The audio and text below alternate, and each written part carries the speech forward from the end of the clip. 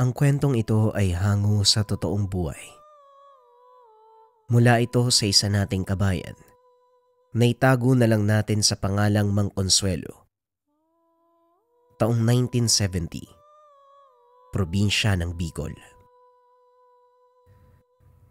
Sa munting tahanan ni Mang Consuelo, nagtungo ang magpinsang Roy at Makoy. Pabalik-balik na sila sa bahay ng matanda. Hindi kasi naaabutan dahil palaging may lakad. Hihingi sila ng tulong dahil kilala ito bilang isa sa mahusay na manggagamot ng bayan. Napapagaling ang mga pasyente sa pamamagitan lamang ng salita at sagradong lana na kung tawagin ay haplas. Ang pinsang babae ang kanilang pinangangambahan. Paulit-ulit kasing dinadapuan ng sakit.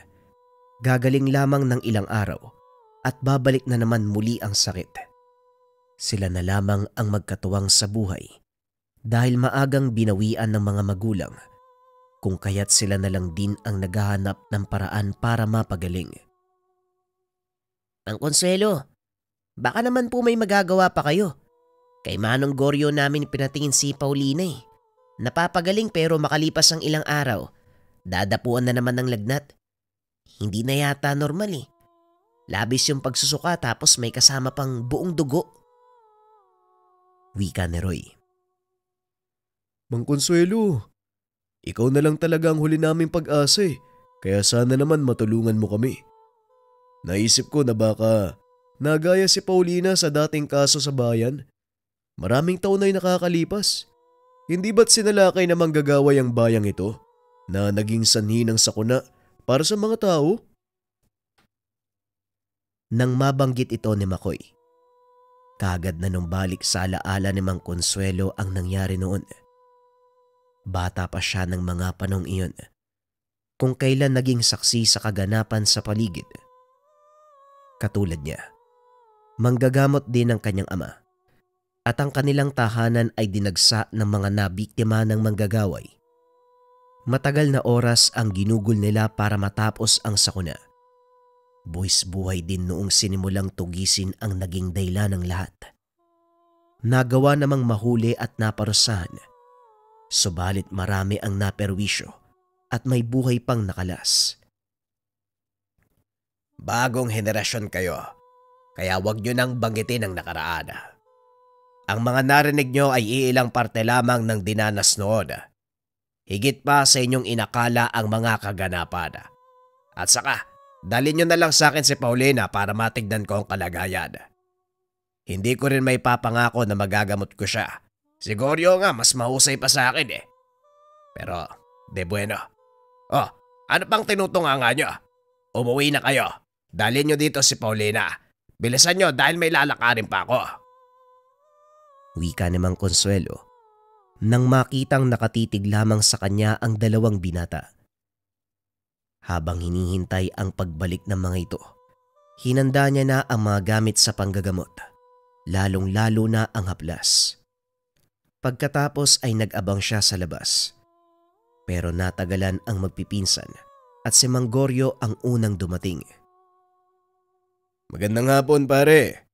Mabuti at nandito ka. Nagpunta na ba dito yung magpinsan si Makoy at Roy? Sa akin kasi dinadala si Paulina eh, dahil mas malapit ang bahay ko kaysa sayo. May problema sa batang yun eh. Nagamot ko naman pero bumabalik. Nagdududa na nga ako sa nangyayari. Dahil nung nakaraan, may sumadya sa bahay. Parehong-pareho sila ng iniinda. Wika ni Mang Goryo. Mukhang malala talaga ang kaso. Ikaw na pinakamagaling pagdating sa gamutan, hindi nagawang puksay ng sakit na nagpapahirap sa pasyente. Ano ba sa tingin mo nangyayari pare? Sa tingin ko, may manggagaway na naman na nagsimula ng pagpapalaganap ng peste sa lugar na to. Parang mauulit din yata yung nangyari noon. Yan ang pinangangambahan ko. Kinilabutan si Mang Consuelo sa narinig. Saksi siya sa nangyari noon. Isa yon sa pinagdarasal niya na wag nang maulit muli. Kung may manggagaway, sino naman? Ang dati na si Aling Bebang ay napuksana ni Tatay Gamor. Ibig bang sabihin nito, merong sumunod sa yapak ng demonyong yon. Yun na nga siguro pare. Kaya sinadya kita dito dahil gusto ko makipagtulungan ka sa akin. Hanapin natin ang manggagaway na yan ng mapuksa bago pa lumaki ang suliranin. Walang pagdadalawang isip na pumayag si Mang Consuelo. Aminado siya. Meron ng edad. Subalit hindi niya kayang pabayaan na lamang ang kasalukuyang sitwasyon. Gayong may duda sila na merong manggagaway sa likod nito. Nang magkasundo, maingat nilang plinano ang lahat. Sinimulan sa kondisyon ni Paulina. Pagdating ni Makoy at Roy kasama ang pinsang babae, kaagad sinuri ni Mang Consuelo ang kalagayan nito. Mainit, nangihina, at may kasama pang dugo ang laway. Nang pakiramdaman niya ang daloy ng enerhiya sa katawan, natukoy na merong mali. Na hindi lamang normal na karamdaman ng tao ang pinagdurusahan ng babaeng iyon, kundi gawa ng isang itim na kapangyarihan. Ginawa ni Mang Consuelo ang makakaya. Ginamot at sa kabutiang palad bumuti naman ang pakiramdam. Pagkalipas ng ilang sandali, tanging panghihina at paghupa ng init ng katawan, ito lamang ang nalunasan pansamantala. Mang Consuelo, gagaling na ba ang pinsan namin? Baka mamaya, temporaryo lang yan eh. Tapos babalik na naman. Mas luluba pa yung kalagayan niya. Wika ni Makoy. Huwag tayong magbadali mga iyo. Aminin ko sa inyo, hindi magiging madali ang paggamot sa pinsan nyo. Mapapahaba ang gamutan. Kaya hihilingin ko na dito muna sa aking tahanan si Paulina. Yon ay kung papayag kayong dalawa. Wika ni Mang Consuelo. Kung ganun po, pwede bang dito na lang kami? Mang Consuelo, hindi namin kayang iwan si Paulina. Kami na lang yung pamilya niyan. Kung papayag po kayo, pati kami dito na lang sa tahanan nyo. Tugon ni Roy. O sige, walang problema sa akin. Pero sana naman, tulungan nyo ako sa gawaing bahay. Dahil hindi ko kayo mapagsisilbihan habang nandito ha. Asikasuhin ko pa ang pinsan nyo. Kaya nyo na ang sarili nyo, hindi ba? Ay oo naman. Walang problema, Mang Consuelo. Kami na ang bahala sa gawaing bahay. Basta gamutin nyo lang ho si Paulina. Kahit yung mga pagkain na hindi nauubos, ako nang bahala dun. Wika ni Makoy. Kagad siyang siniko ni Roy. Dahil nagkasundo, sa bahay ni Mang Consuelo pansamantalang tumuloy ang tatlo. Habang abala sa kusina si Makoy at Roy para sa paghahanda ng hapunan, tahimik na pinagmamasdan ni Mang Consuelo ang nagpapahingang si Paulina. Kakatapos lang niya muling suriin ang kalagayan ng dalaga, nararamdaman pa rin niya ang itim na enerhiya. Ito ang dumadaloy sa katawan ng pasyente. Ginamitan niya na ng haplas, sinabayan pa ng orasyon, kaso nga lang hindi pa rin nawawala ang enerhiya. Nang wala nang maisip na paraan, lumabas siya at kumonsulta kay Mang Goryo. Nagpasama na rin siya kay Makoy upang merong magbitbit ng sulo. Mang Consuelo, hindi po ba kayo natatakot na tumirang mag-isa? Wala po ba kayong anak? Wala nga akong asawa eh. Anak pa kaya? At saka hindi naman ako natatakot mamuhay mag-isa. Basta marunong ka lang dumiskarte, mabubuhay ka. Kung sa bagay, mabubuhay talaga ang tao kung marunong dumiskarte. Eh ako nga palagi nakakadiskarte ng pagkain ko nang hindi nagbabayad eh. Para sa sugalan no? Kung hindi ka marunong tumaya, matatalo ka talaga. Binatukan ni Mang Consuelo si Makoy nang marinig dito ang salitang sugal. Kilala niya ang binata lalo na ang pinsan nitong si Roy. Suki ang dalawa sa pasugalan ng bayan. Sila din ang pinakabatang sugarol sa lugar. Ikaw ayos ka din ah. Papalagpasin ko sana yung tungkol sa pagkain eh. Kasugala, may sugal. Ay nako, ang tuwid mo pang magsalita tapos ganyan din pala. kailan ba kayo titigil sa pagsusugal? Ang perang nakukuha ni Roy mula sa suhol na pinagtatrabahuan, ipunin o hindi kaya ibili ng bigas, pangangailangan sa araw-araw. Bata pa kayo, huwag niyong hayaang malulong ang sarili niyo sa bisyo. Matakaw ka na, sugarol ka pa. Naku naman paminsan-minsan na lang kami nagsusugal, Mang Consuelo. Hindi na nga kami napapadayo sa sugalan, magmula nung magkasakit si Paulina Akala pa namin nung una, normal na lagnat lang. Binilan pa ng gamot ni Roy nung sumadya siya sa kabilang bayan. Hindi umubra, parang lumala pa. Pinatignan namin kay Mang Goryo, 3 beses kaming nagpabalik-balik. Nagagamot pero babalik lang din. Ano po kaya yung sakit na dumapo sa pinsa namin, Mang Consuelo? Yung kaya yung sinasabi nilang gawa ng manggagaway? Saan mo naman narinig ang tungkol sa bagay na yan? Sa pagkakalam ni Mang Consuelo, pilit kinalimutan ng mga taga-baryo ang sakonang hatid na manggagaway noon dahil sa tindi ng perwisyong dinulot. Ngayon niya lamang muling narinig na may nagbanggit ng tungkol dito. Si Aling Tising po.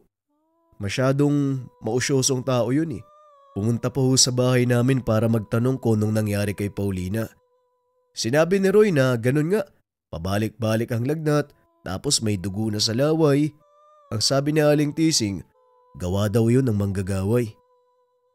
Eto talagang si Tising. Dadalawa na nga lang ang ngipin.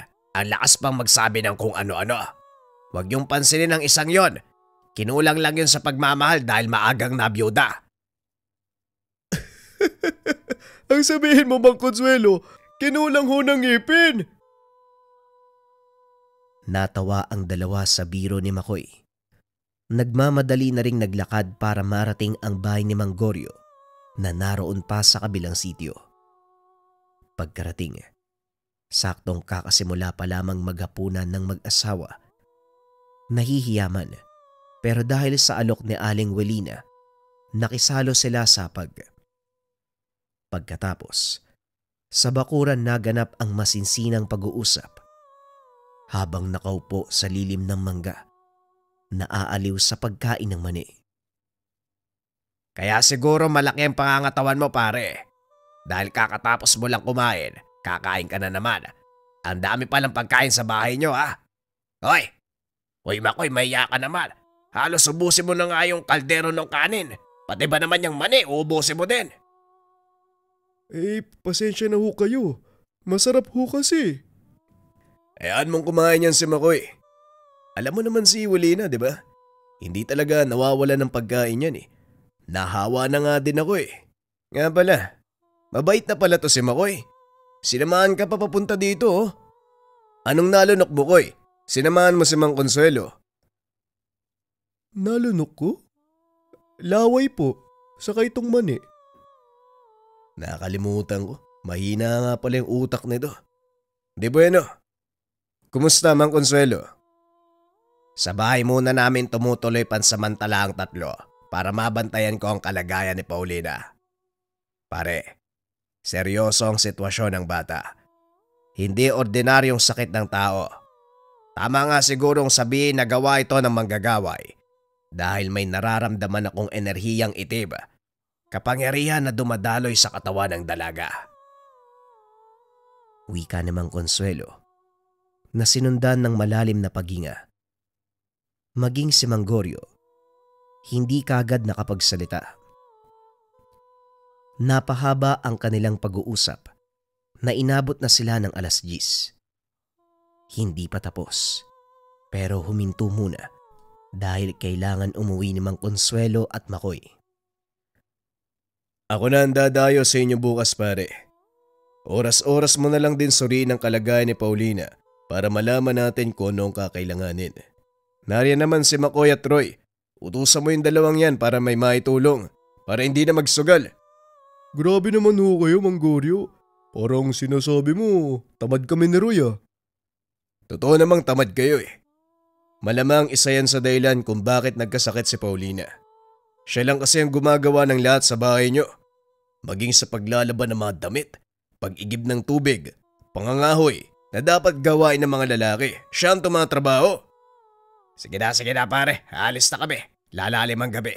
Sumadya ka na lang sa bahay bukas. Aantayin ka namin. Mauna na kami. Pagdating sa tahanan, halos lumipad si Mang Consuelo papasok nang marinig ang daing ni Paulina. Namimilipit sa pananakit ng ulo at nagrereklamo na meron siyang naririnig na boses. Tinatawag siya. Gustong kuhain ng isang maitim na nilalang. Pinakalma muna niya ang dalaga bago isinagawa ang orasyon upang itaboy ang kapit ng masamang elemento. Humupa naman ang kalagayan, subalit ang pananakit ng ulo ay hindi nawawala. Tumaas din ang lagnat na tila nag-aapoy na ang katawan. Pinahira ni Mang Consuelo ng haplas. Pagkalipas ng ilang sandali ay bumuti rin. Roy, ano bang nangyari kanina nung wala kami ni Makoy? Pinapakain ko po si Paulina. Naging maayos naman po pero bigla siyang sumigaw sa pananakit ng ulo. Tapos, meron daw po siyang naririnig na boses. May gustong kumuha sa kanya eh. Tinuro nga po yung bintana. Wala naman ako nakita, pati ako natakot na din eh. Tinignan ni Mang Consuelo ang binata. Ganun na lamang ang pagkunot ng noo. Meron siyang napansin sa hindi kalayuan. Masyadong madilim sa bahaging iyon, kaya hindi masyadong maaninag ang nakikita. Hindi na rin ito nagtagal. Nang mapansing nakatingin siya ay kaagad nang nawala. Parang babae yun ah. Pero sino naman? At saka bakit siya tatakbo bigla? Ano hong babae, Mang Consuelo? May nakita po ba kayo? Hindi pa ako sigurado. Pero may napansin ako eh. Bigla na lang nawala. Nakiramdam si Mang Consuelo sa paligid. Payapa naman ang ihip ng hangin. Wala siyang naamoy na pag-alingasaw ng panganib. Senyales na nakalayo na ang may dala ng banta. Dahil sa nakita, naisip niya na ang babaeng iyon, ito ang manggagaway na humahamak kay Paulina. Pero ang tanong niya sa sarili, sino ang babaeng ito? May napansin ba kayong nakausap ni Paulina na babae? Kahit sino basta babae.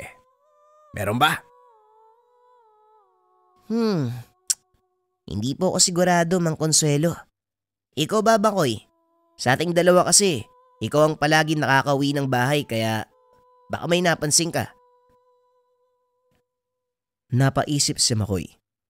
Binalikan ang mga naabutang ganap sa tuwing uwi ng bahay galing sa paggagala.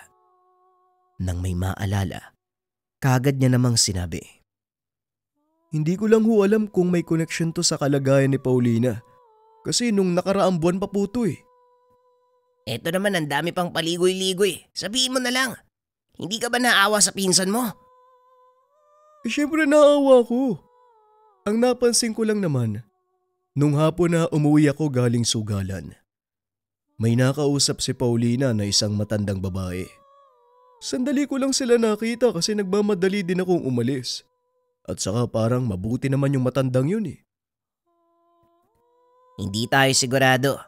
Yung matanda nga sa sugala nakala nating mabait tapos yung pala magnanakaw ng pera. Kaya yung nakausap ni Paulina, baka may tinatagong kasamaan yun. Ano ba ang itsura ng matanda? Payat ba? Mataba? Matangkad? Hindi naman po katangkaran, pantay lang sila ni Paulina. Maputi po yung buhok eh. Ayun lang ho ang naaalala ko. Malay ko sa ibang tao. Batay sa deskripsyon na ibinigay ni Makoy, tumama ito sa nakita kanina. Sa galawan pa lang ay alam na ni Mang Consuelo na babae. May maiksing buhok, hindi gaanong katangkaran. Napatango na lamang siya sa naisip. Posibleng ang figurang iyon ang manggagaway. Pero dahil hindi magilap sa labas, ipinagpabukas na lamang niya ang ideyang naisip. Muling sinuri ni Mang Consuelo ang kalagayan ni Paulina. Napangiti naman siya nang malamang bumubuti na rin. Kaso nga lang napawi din ang ngiti. Nang mapansin ang itim na enerhiya, naroon pa rin ito sa katawan ng dalaga. Ang tigas talaga ng manggagaway na to ah. Ano bang ginawa ni Paulina para pagdiskitaan at gawing biktima? Tiyakin mo lang talaga na hindi ka namin mahuhuli ni Goryo. Dahil sa oras na malaman ko kung sino ka, siguradong ililibing kita ng buhay. Mang Consuelo, mas mabuti po siguro kumain na po muna kayo. Nagsasalita kayo mag-isa dyan eh. Para kayong baliw. Naistorbo si Mang Consuelo nang lumapit si Makoy sa kanya. Kamuntikan pa niyang hagisan ng hawak na bote ng haplas dahil sa inis sa binata. Ikaw, wag mo nga... Ay nako, wag mo kong ganyanin kapag nasa seryosong oras ako ah. Iniistorbo mo ang pag-iisip ko eh. Nagsasalita mag-isa. Hampasin kita ng haplas eh. Grabe naman po kayo. Totoo naman po eh. Nakarap kayo sa bote tapos nagsasalita kayo. Eh di parang baliw. Kaya nga ho, kumain po muna kayo para hindi kayo matuluyan. Ikaw, anak ka ng tutubi ha. Halika dito nang mahampas kita ng tuluyan. Diyos ko, yung pagiging loko-loko mo itago mo yan ha. Ang lakas ng tama ng batang mataba na to eh. Wika ni Mang Consuelo. Tumatawa lamang si Makoy. Alam ng matanda na nagbibiro lamang ito. Hindi lang makuwang sumabay dahil naistorbo sa ginawa.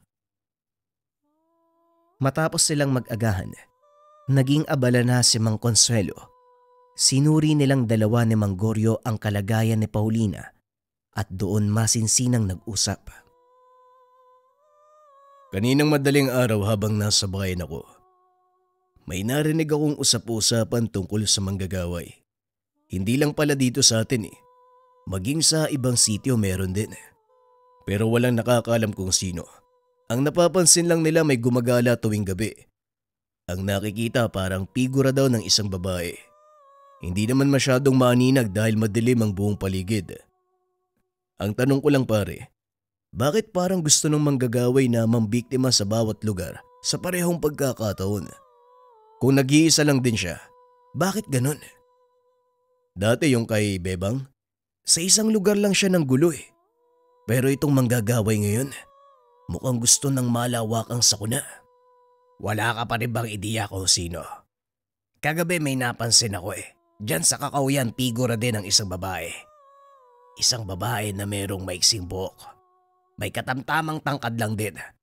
Gusto ko sanang sundan kaso ang bilis na wala eh. Ako na ang bahalang maganap sa pesteng yun. Para sa ngayon, ang kaligtasan muna ni Paulina ang unahin mo. Nga pala, sinadya kong pasyente na dumalaw sa akin nung nakaraan. Parehong kaso kay Paulina. Pare, patay na siya. Kahapon lang binawian ang buhay. Namayani ang katahimikan sa pagitan nila nang mabalitaan ang malungkot na sinapit ng isa pang biktima. Mas lalong nagamba si Mang Consuelo sa maaaring kainat na ni Paulina. Ang malala pa niyan pare, hindi lang manggagawa yung pumatay sa biktima. Pumunta ako sa burol kanina. May nakita kong iilang bakas ng pambibiktima ng aswang. Sa tingin ko, habang nagdurusa sa karamdamang binigay ng manggagaway, may aswang na nakisali. Hindi pa nga natin alam kung sinong manggagaway, tapos may aswang naman. Ay nako, ano ba ang nangyayari sa lugar natin? Mukhang masusubok ang kakayahan natin bilang manggagamot pare. Sige lang, balang araw malalaman din natin kung sino ang mga nambibiktima dito sa lugar. Sa sandaling mangyari man ito, hindi talaga ako magdadalawang isip na patayin siya o kahit sila kung marami man. Wika namang Consuelo. Nagpatuloy ang kanilang pag-uusap at sa kalagitnaan nito, may napadaang matanda. Biglang napako ang tingin ni Mang Consuelo sa Ali matapos mapagtanto ang pisikal nitong kaanyuan. Maiksi ang buhok. Halos kamukha ito ng figura na nakita kagabi. Kagad siyang lumapit dito at tinignan ng mabuti. Nagtaka si Mang Goryo sa kanyang ginagawa. Ganon din sina Makoy at Roy na nagbigay ng puna. Mang Consuelo, kakakita mo lang sa Ali, ganyan ka na makatitig. Hindi namin alam ha, ganyan ka pala dumiskarte. Hoy Mang Consuelo, baka matunaw sa titig mo yung Ali. Tapos mamaya, ireklamo ka pa niyan. Tumahimik nga kayong dalawa kung ano-ano ang sinasabi nyo. Ikaw babae, saang lugar ka nagmula? Ngayon pa lang kita nakita dito sa amin May binabala ka bang masama? Nagulat ang Ali sa mga sinabi nito. Hoy, lalaking panot. Wag na wag mo kong paghinala ng kanyan. Ang tuwid kong tao, tapos kakanyanin mo ka. Umalis ka nga niya haharang-harang. Bastas! Nagulat si Mang Consuelo sa sinabi ng Ali. Tumawa ng malakas ang magpinsan. Lumapit na si Mang Goryo upang pigilan ang susunod niyang gagawin. Tama na pare. Alam kong naisip mo na baka siyang manggagaway. Kung siya man yun dapat nakilala ko Alam mo naman na malakas ang pangdama ko pagdating sa mga ganyang bagay. Ikaw din, di ba? Natigilan si Mang Consuelo. Dito lang din napagtanto na walang bahid ng kasamaan ang aling hinarang. Nakaramdam siya ng hiya.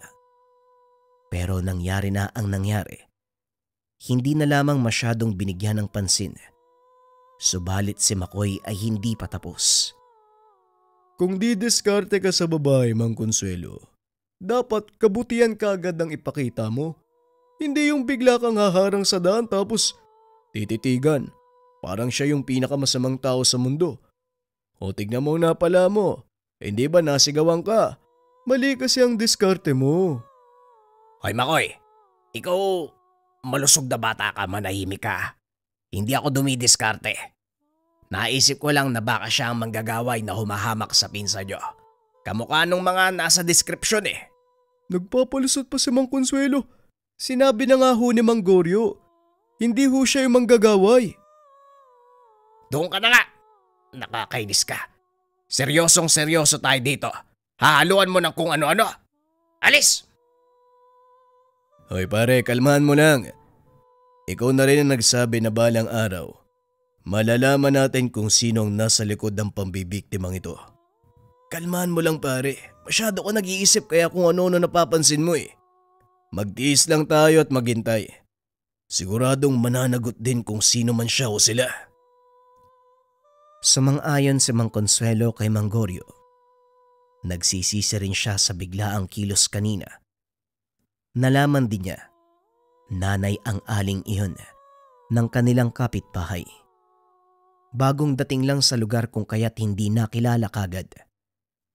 Isa pa, sumakto lamang ang deskripsyon sa itsura ng Ali. Humingi siya ng dispensa sa mga nagawa. Sa mga sumunod na araw, ganun pa rin ang kalagayan ni Paulina. Huhupa ang karamdaman at bigla na lamang susumpungin. Hindi na malaman ni Mang Consuelo ang gagawin dahil sa paglipas ng oras, mas lalong lumalala ang kondisyon ng dalaga. Maging ang ilong ay nagdurugo na. Nanghihina na ng sobra ang katawan.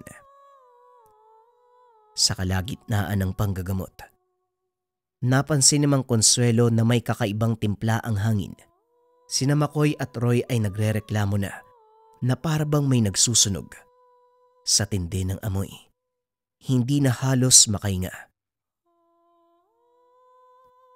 Ano bang amoy ito? Grabe, ang sakit sa ilong. Oo nga no, wala namang nagsusunog sa paligid. Saan ba to galing? Nang mapagtanto ni Mang Consuelo ang pinagmulan ng apoy, kagad niyang dinampot ang bote ng haplas. Nagmamadaling lumabas. Sumunod naman ang dalawang magpinsan sa kanya. Pumasok kayong dalawa sa loob. Roy, bantayan mo si Paulina. Ikaw naman, Makoy. Kumuha ka ng itak sa kusina. Bilisan mo! Tumalima ang dalawa. Kaagad namang nagbalik si Makoy na may bitbit na itak. Halika, Makoy. Hanapin natin ang aswang na yan. Ang lakas ng loob na magparamdam. Tignan natin kung obra. Walang reklamo na sumunod si Makoy. Sinuyod nila ang buong paligid, subalit walang nahanap. Nawala rin kagad ang amoy ng aswang, kung kaya't hindi na alam kung saan banda hahagilapin. Mang Consuelo, nawala na ho yung amoy. Ibig sabihin, wala na rin ho yung aswang. Sayang, handa na ako makipaglaban eh. Siya rin ba yung sinasabi niyong manggagaway? Sa sinabi ni Makoy, natigilan sandali si Mang Consuelo. Tama ka. Ang manggagaway, siya rin mismo ang aswang. Halika, pumunta tayo sa bahay ni Goryo. Ibabalita natin sa kanya ang nangyari. Mang Consuelo, gabi na ho oh. Tulog na ho sa mga oras na ito si Mang Goryo. Nakakaya naman kapag ginising natin. Kilala niyo ho yung asawa nun, si Aling Walina. Ayaw nung nagpapaistorbo lalo na sa pagtulog nila. Bukas na lang ho. Kailangan ho natin magpahinga. Lalong-lalo na po ikaw. Kung sa bagay. O sige, gumising ka ng maaga dahil pupuntahan natin si Goryo bukas. Mabuti na lang, nagagamit mo din pala yung utak mo sa ganitong bagay. Grabe ka naman, Mang Consuelo. Kahit hindi ako nakapagtapos ng pag-aaral, ay may laman naman kahit papano yung utak ko. Konti lang pero ano po ba yung naisip ko? Ang manggagaway, hindi lamang manggagaway. Siya rin mismo ang aswang. Kinabukasan, maaga si Mang Consuelo sa bahay ni Mang Goryo. Napag-usapan nila ang napagtanto sa nagdaang gabi. Hindi naman kumontra si Mang Goryo, pero hindi rin kagad sumang-ayon dahil wala pang kasiguraduhan. Sabay silang bumalik sa kanyang tahanan. Sinuri muli ang kalagayan ni Paulina. Kumpara sa mga nagdaang araw, mas bumuti ngayon ang kondisyon ng dalaga. Nagawa ng magsalita at nakakatayo na. Hindi na gaanong mahina. Kinausap nila ito, pero bigo silang makakuha ng impormasyon dahil wala itong maalala. Paulina, yung matandang babaeng nakausap mo. Binigyan mo pa nga ng tinapay dahil naaawa ka eh. Hinatid mo pa nga sa daan, di ba? Matandang babae? Wala talaga ako maalala eh. Marami akong nakausap na matanda. Sino ba sa mga yon, Kuya Makoy? Patay tayo dyan. Baka pati yung alaala mo binura ng manggagaway para hindi siya matumbok. Pwede naman siguro yung ganun no, Mang Consuelo, Mang Goryo. Meron ba silang kakayahan na gawin yun? Sa palagay ko, kailangan lang magpahinga ni Paulina. Huwag natin siyang biglayin.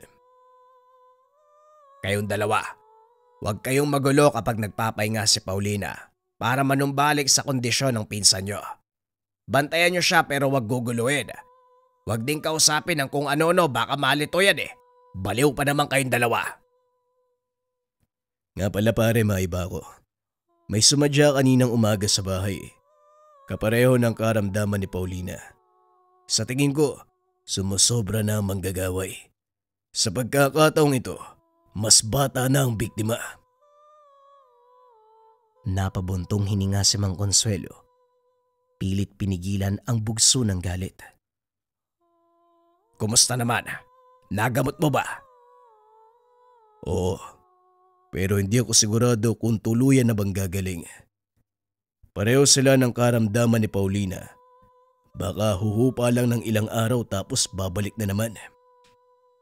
Nga pala, yung sinabi mong manggagaway, tapos siya din ang posibleng aswang.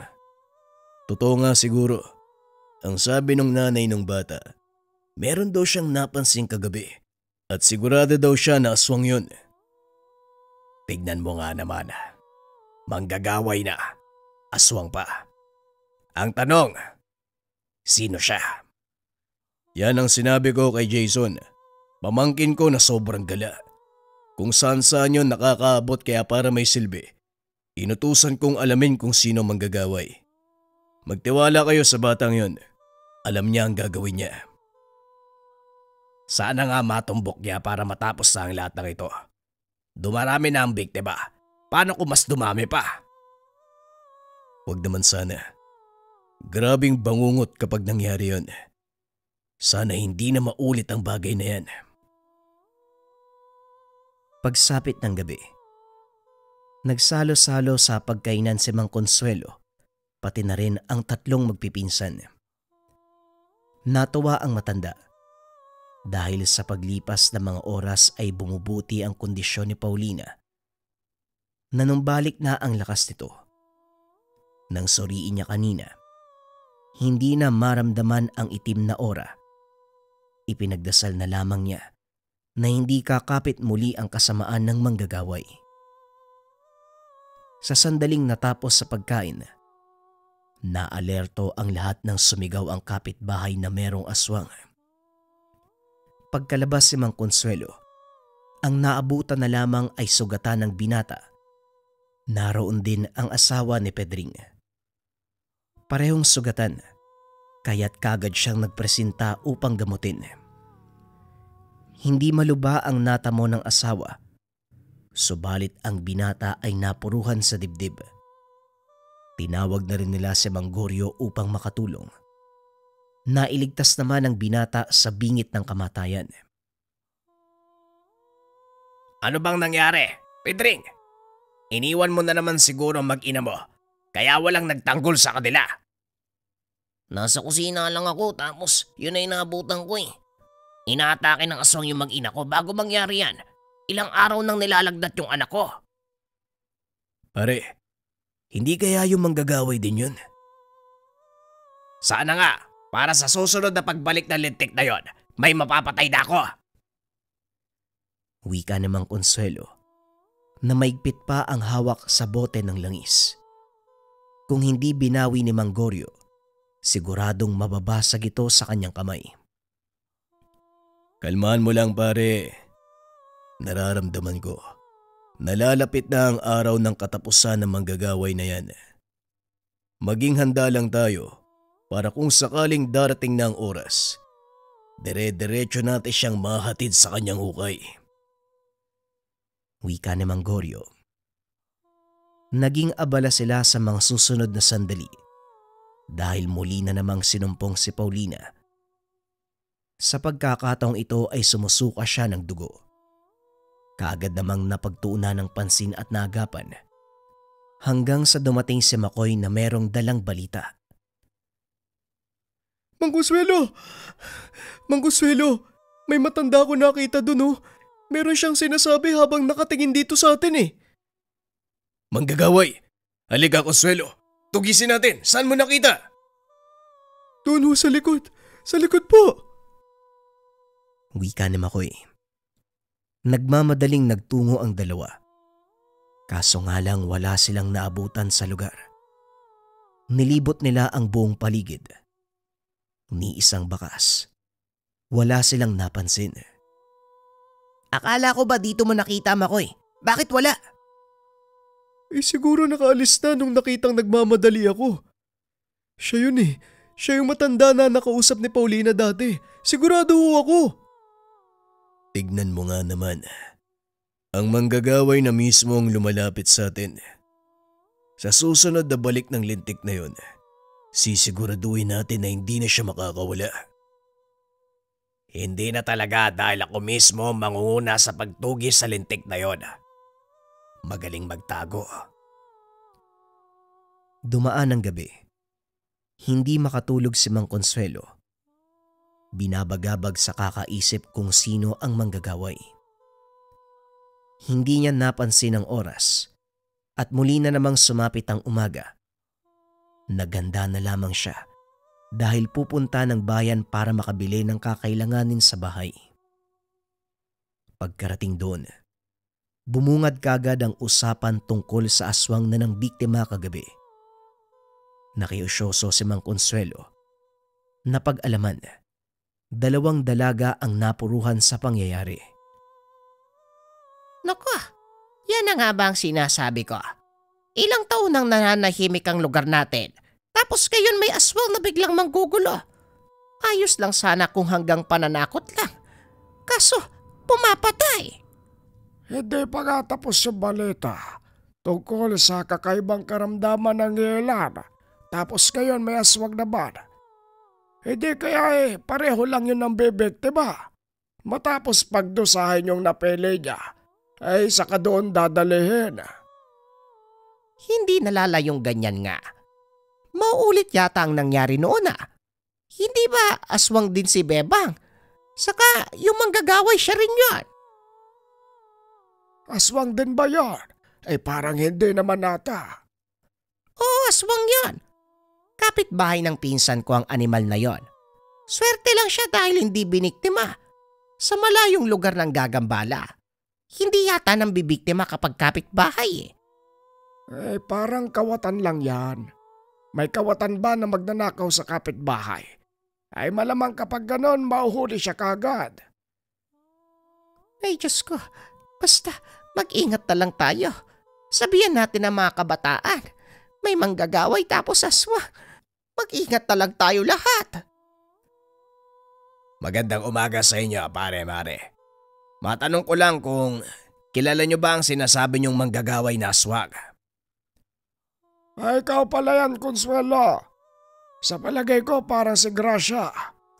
Huwag ka lang maingay kasi hinala ko lang yun Sinong Gracia? Paano nyo naman nasabing siya nga? Anong basehan mo, pare? Siya yung nakatira sa inabandong bahay ng negosyante noon. Nakalimutan ko ang pangalan Yung malapit sa Sapa. Ilang beses ko na siyang nakita na may sinasabi habang nakatitig sa isang tao. Kapon nga nakita ko pero hindi na ako nagpalata. Doon kasi ako sa bahay niya dumadaan Wala na ako may ikutan. Magmula pa ng unang tira niya ay talagang masama na ang kutob ko doon. Ganun ba, pare? Maraming salamat sa impormasyon mo. Ay anong gagawin mo? Kukumprontahin mo ba siya, Consuelo? Kung ako sa'yo mas mabuting oo. Para maalis na yan dito sa lugar ay salot yan. Titignan ko pa, pare. Hindi tayo pwedeng basta magbintang ng walang matibay na basehada. Magkakasala pa tayo niyan Sige na, mauna na ako. May aasikasuhin pa. Maraming salamat uli. Nagmamadaling umuwi si Mang Consuelo. Pero sa bahay ni Mang Goryo siya dumiretso. Naabutan niya pang ginagamot nito ang isang pasyente. Tumulong na rin siya. Pagkatapos ay napag-usapan ang nabalitaan doon sa bayan. Tignan mo, pare. Biktima ng manggagaway ang batang yon. Kailangan na talagang mahanap ang animal na yan. Sa paglipas sa mga araw, nadadagdagan ang kanyang biktima. Kaya nga sa'yo ko dumiretso, pare.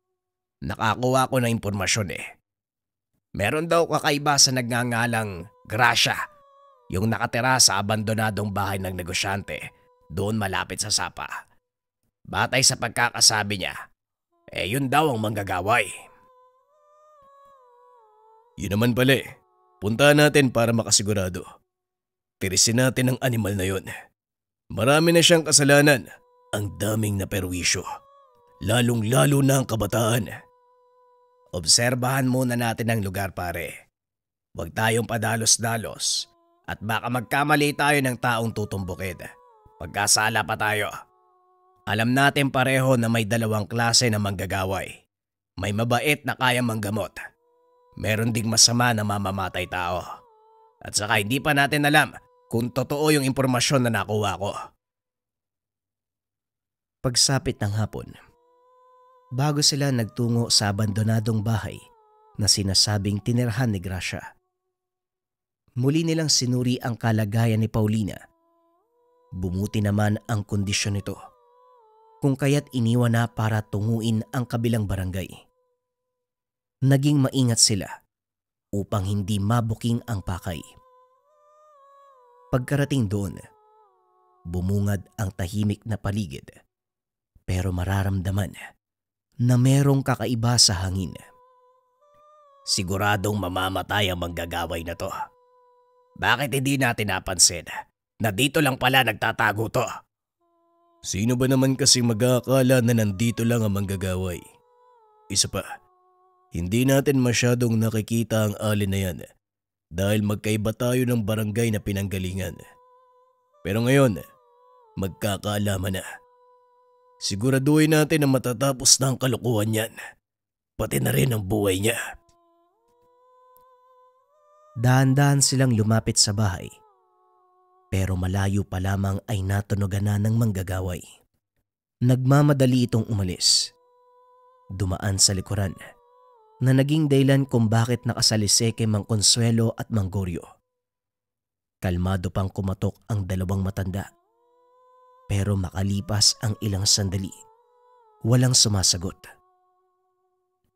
Tao po, may tatanong lang sana kami. Buksan mo yung pintuan. Hindi kami masamang tao.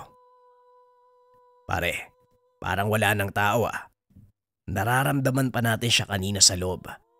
Pero ngayon mukhang wala na. Halika, umikot tayo sa likod. Nang makita ang nagbukas sa bintana, napagtanto ng dalawa ang pag-alis ng manggagaway. Nakita nila ang loob ng bahay na wala namang kahina-hinala. Kakaunti lamang ang gamit doon. Mukhang maingat ang alis sa kanyang gawain. Hindi makikitaan ang bakas ang bahay niya. Magaling din ha. Pare, umuwi na tayo. Nakalis na ang animal. Baka nagtungo sa mga biktima niya. Tama ka. Unahin natin si Paulina dahil ang daanang ito ay patungo sa sityo natin. Nagmadali na ang dalawa. Mabilis ang binaybay ang tahanan. Sakto naman pagdating sa sagingan. Malapit na ang tahanan. Napansin nila ang isang figura. Nagtatago ito sa mga puno. Nang makitang mabuti, nakita nila ang manggagaway. Naging alisto rin nang maramdaman sila. Nagabula ng mga ito. Tinawag na ni Mang Goryo sina Makoy at Roy para marami ang hahabol at maabutan na ang ali. Hindi naman nagtagal. Matapos ang pigil hiningang paghahabol ay nahuli ang ali. Hinawakan itong mabuti ni Makoy at Roy upang hindi na makawala. Kagad namang binuhusan ng langis ni Mang Consuelo ang bibig upang hindi na makapagbitaw ng salita na merong kasamang orasyon. Ang tagal naming inisip kung sino ang pesteng manggagaway na ng bibig, diba? Ikaw lang palang animal ka. Wika ni Mang Consuelo habang ibinubuhos ang langis. Gracia, maluwag kang tinanggap ng bayang ito. Tapos ito ang igaganti mo. Pasensya na lang tayo dahil wala kaming patawad sa mga katulad mo. Isa kang manggagaway pero kasamaan ang dulot. Halika, manahimik ka ng habang buhay. Hinablot ni Mang Goryo ang dalang balisong. Naglabas na rin ang langis. Matapos pahiran ang patalim, dali-daling isinaksak sa dibdib ng manggagaway. Hindi na ito nakaligtas dahil nanghihina na. Matapos palunukin ng haplas ni Mang Consuelo, idagdag pa ang bisa ng ginawa ni Mang Goryo. Nangisay ang manggagaway. Hindi na rin napigilan ang kanilang sarili. Paulit-ulit na nasaksak ang ali. Makalipas ang ilang sandali ay binawian nito ng buhay. Natuwa sila. Dahil sa wakas, napuksa na ang manggagaway. Pero laking gulat ng may aswang na lumitaw na kaagad sumugod sa kanila. Kanya-kanyang takbo si Makoy at Roy. Sinabihan sila ni Mang Consuelo na bumalik na ng tahanan. Animal, sobrang husay. Magkaiba ang manggagaway at ang aswang. Pare, handa ka bang makipagbuno sa nilalang na ito? Kasi ako, oo. Bakit naman hindi? Dati na tayong manunugis ng aswang. Dumadayo pa tayo sa ibang lugar para lang makipaglaban. Ito pa kayang nandito lang sa harapan natin. Halika na! Wika ni Mang Goryo. Ito ang unang umatake. Napatras matapos makalmot sa braso. Naging alisto naman si Mang Consuelo. Nang makatsyempo ay siya naman ang sumugod. Sa pagkakataong ito ay natamaan niya gamit ang balisong. Subalit hindi sapat para ipatumba ang nilalang. Nang makabawi ito, nasakal siya at nahirapan.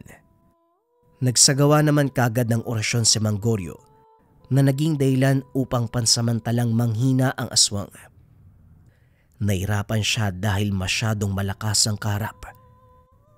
Ilang sandali pa ay bumalik si Makoy at Roy. Pareho silang may dalang patalim. Mabuti naman at nakaisip kayo. Hala, sige, sugod na. Sugurin niyo ang peseng aswang na yan. Wika ni Mang Consuelo na iniinda ang pananakit ng leeg dahil sa ginawa ng nilalang. Nagdadalawang isip ang magpinsan. Nanginginig habang nakatitig sa nakakakilabot na itsura ng nilalang. Uy, ikaw na muna, matapang ka, di ba? Bilisan mo! Ano ba? Anong ako? Bakit ako? Ikaw ang mauna ka mo. Ayoko mamatay ng maaga, no? Abay, lintik na dalawa to. Akin na kangitak. Ang lalaki niyong tao, mga duwag kayo. Muling kumilos si Mang Consuelo. Tinaga niya ang nilalang pero hindi tinamaan. Mabilis na nakailag. Nang dambayin siya, kagad natumba matapos tumilapon. Nilapitan naman siya ni Makoy upang matulungan sa muling pagtayo. Samantala, ipinagpatuloy ni Mang Goryo ang pag-oorasyon. Pero natigil din nang bigla siyang kalmutin ng aswang. Sinikap ni Mang Consuelo na pagtibayin ang kalooban. Pagkatapos ay muling sumugod sa nilalang. Nakatalikod ito sa kanya kung kaya't nakabawi sila. Tinaga niya ng tinaga hanggang sa matumba. Pero humihinga pa ang nilalang. Tatagain na sana muli kaso nakalmot siya sa kamay. Nabitawan ang itak. Pero direktang bumaon sa hita ng nilalang. Napaangil ito ng malakas nang maalala ni Mang Consuelo na meron pa siyang bote ng langis. Dito na sila tuluyang nakabawi sa aswang. Ibinuhos niya ang likido sa sugat. Napaangil ng malakas ang aswang. Si Roy ay biglang lumakas ang kalooban. Walang pagdadalawang isip na itinarak ang itak. 2 beses niyang sinaksak na naging dahilan upang tuluyang mawala ng hininga ang nilalang. Ilang minutong namayani ang katahimikan sa pagitan nila habang palipat-lipat ng tingin sa 2 bangkay sa harapan. Katawan ng manggagaway at katawan ng aswang. Pareho silang napapatanong kung magkaano-ano ang dalawa. Siguro itong dalawang to, merong koneksyon. Ano sa tingin nyo? Malamang oo. Nakita natin sa mga biktima ng manggagaway na inaaswang sila pagkatapos. Ang tanong lang talaga, sino ba tong aswang na to? Si Gracia ang manggagaway. Siguro ho, para sa akin lang ha. Baka syota niya. Ang tanda na nito may kasintahan pa. Puro kulubot na nga yung mukha eh. Ito talagang si Makoy kung ano-ano yung sinasabi. Pero malay natin. Baka may asim pa yung matanda. Hoy, kayong dalawa, wag na kayo magsalita. Kumuha kayo ng pala doon, maghukay tayo. Hindi pwedeng iwanan yan dito. Aalingasaw, dalian nyo! Sinunog nila ang bangkay at saka inilibing ng pabaliktad. Pagkatapos ay bumalik na sila ng tahanan upang magamot ang mga natamong sugat. Nang bumuti na ang pakiramdam ng mga manggagamot, dinalaw nila si Paulina. Nakauwi na ito sa kanilang tahanan dahil bumalik na rin sa normal ang kalagayan. Binisita lang nila upang makatiyak. Sa kabutiang palad, tuluyan ang natanggal ang kapit ng kapangyarihang itim ng manggagaway. Pinuntahan din nila ang iba pang biktima. Ganon din ang nangyari. Laking pasasalamat ng dalawa. Sa wakas natapos na ang kalbaryo laban sa manggagaway. Napigilan bago pa tuluyang lumala.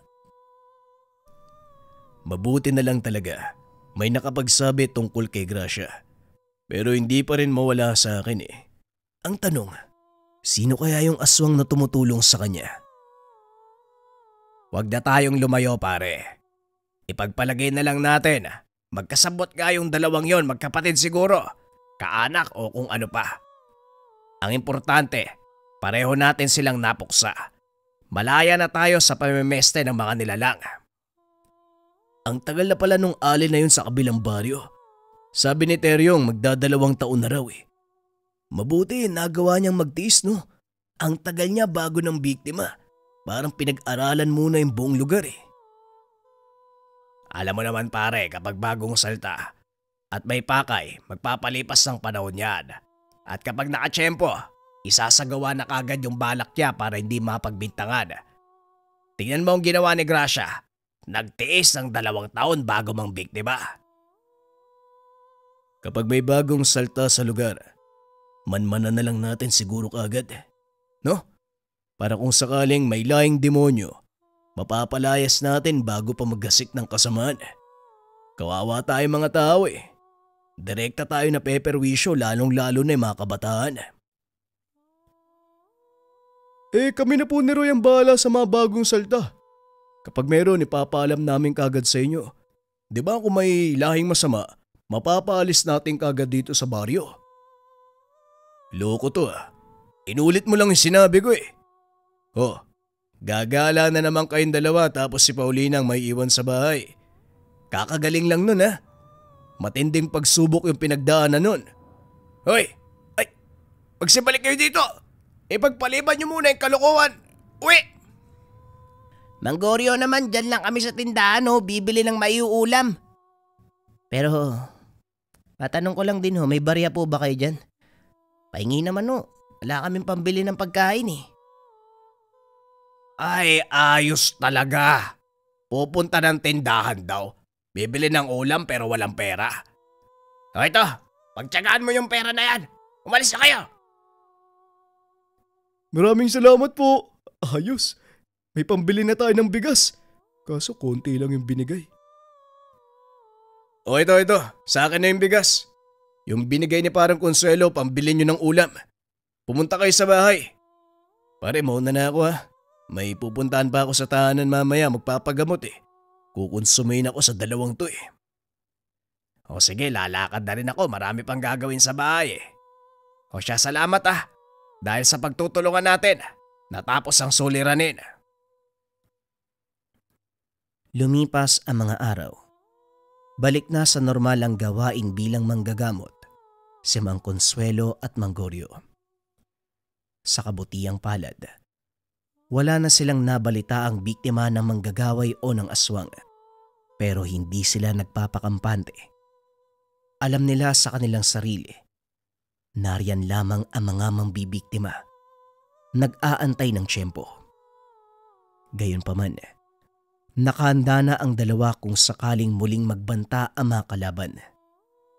Bantay sarado ang paligid upang madaling maitaboy ang may masasamang balak bago pa lumaki ang kaguluhan. Sila mismo ang naging protektor ng buong lugar. Imposible man kung iisipin. Pero sa paglipas ng panahon, ang dalawang binata din ang nagmana ng kanilang katungkulan, ang nagmana ng kanilang kaalaman. Si Roy at Makoy na makulit na mga binata. Sila ang naging bagong tagapagbantay ng kanilang sityo.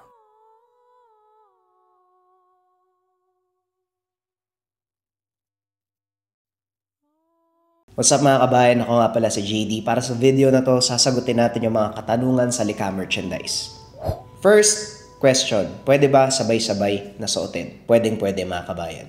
Sample, itong gabay medalyon. Magkakaiba naman kasi siya ng bisa mga kabayan eh. Etong gabay medalyon, gabay mo to sa pang-araw-araw. Finance, love life, career, and health. Kalusugan. Sunod, habak de bala. Ito panggera to mga kabayan eh. Proteksyon sa mga sumpa, barang, or kung nag-aaral ka ng lihim na karunungan, mas maganda magsuot ka nito para meron ka ng proteksyon. Actually mga kabayan, itong dalawa sapat na eh. Overall, hindi yun na kailangan magsuot pa ng iba. Pero yung iba kasi gusto nagdadagdag or ayaw nila na meron silang sinusuot. Kaya meron din tayong keychain. Ito para sa mga mahilig mag-travel, habak de lana kontra lason. Di nyo alam kasi minsan mga kabayan, may lason na palipad hangin, yung mag-oorasyon sila, tapos ibibigay sa'yo, sasakit na yung tiyan mo, magsusuka ka. Minsan sa fiesta, pinapadaan naman sa alak, inoorasyonan yung alak, tapos ipapainom dun sa taong pumunta. O madalas inilalagay sa pagkain. So mangyayari kapag meron ka nito nakalagay sa bulsa mo or bag mo, babalik sa kanila yung ginawang orasyon.